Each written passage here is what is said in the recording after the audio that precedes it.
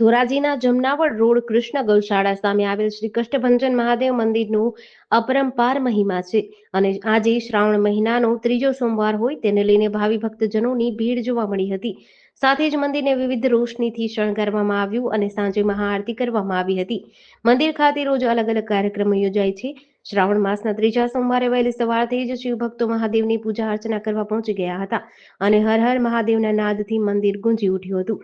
સાથે જ સાંજે મહાઆરતી યોજાઈ હતી, જેમાં બહોળી સંખ્યામાં શિવ ભક્તો ઉમટી પડ્યા હતા અને વિશ્વ શાંતિ માટે ખાસ પ્રાર્થના કરી હતી। ધોરાજીની ધર્મપ્રેમી જનતાએ દર્શન કરી ધન્યતા અનુભવી હતી। ધોરાજી અને આજુબાજુના વિસ્તારની આસ્થાનું કેન્દ્રબિંદુ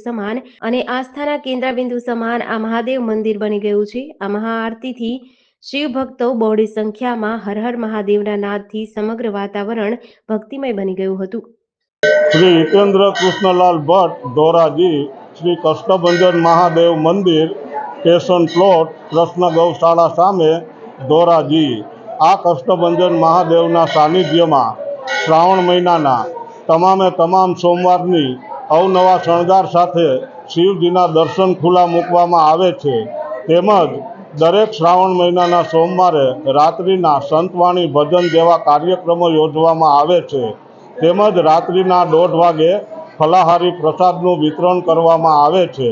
તેમજ આ મંદિરમાં દરેક જન્મ જયંતિ જેવી કે રામનવમી, હનુમાનજી, શિવરાત્રિ તથા કૃષ્ણ જન્મ જેવા ઉત્સવો ઉજવવામાં આવે છે।